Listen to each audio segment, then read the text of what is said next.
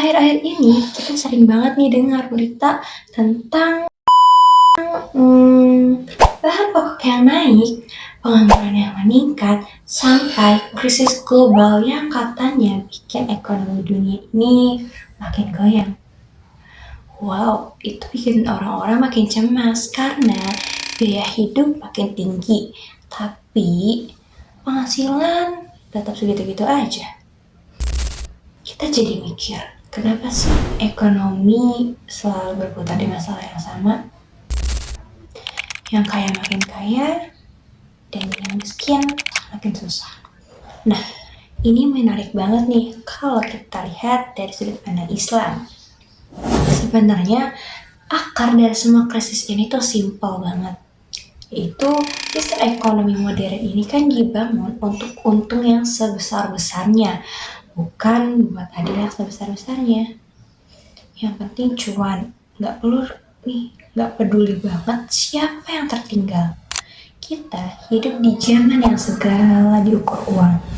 Saham naik turun, harga minyak gila-gilaan, sedangkan yang kecil-kecil malah tumbang duluan. Sistem ini juga berdiri di atas pabrik riba dan spekulasi. Duit bisa beranak tanpa usaha nyata.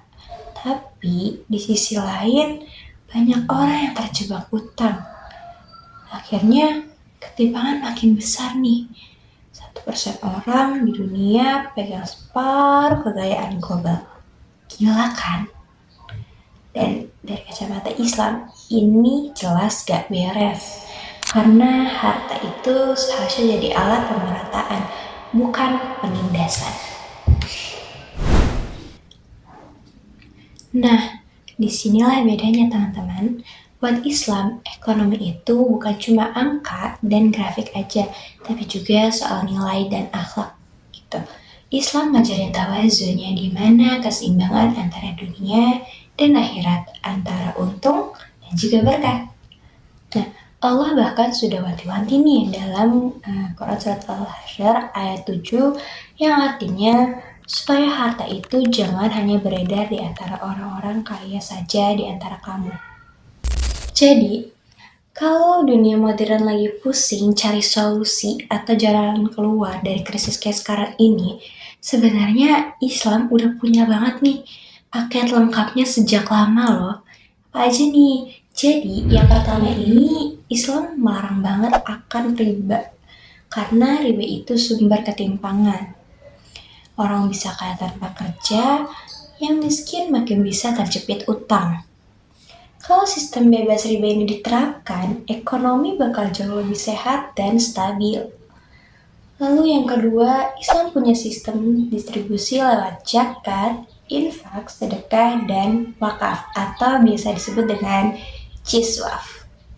Ini bukan cuma ibadah, tapi sistem ekonomi sosial yang kuat banget. Bayangin, kalau zakat dikelola dengan produktif, itu bisa bantu nih UMKM, terus juga buka lapangan kerja, dan ngurangin kemiskinan secara nyata teman-teman.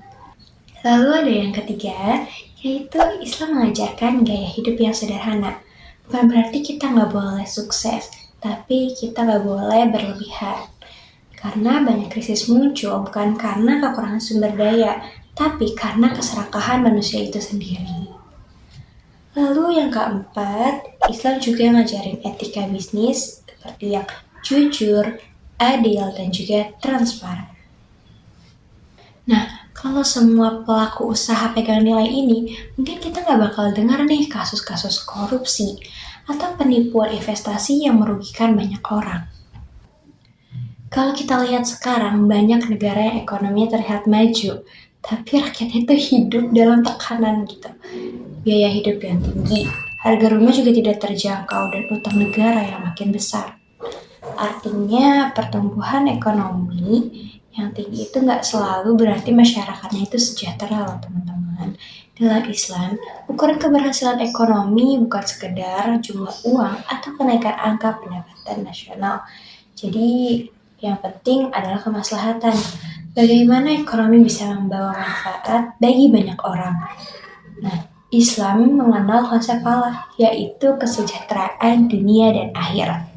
Islam mengingatkan bahwa harta hanyalah amanah, yaitu alat untuk membangun kemaslahatan bukan sumber keserakahan.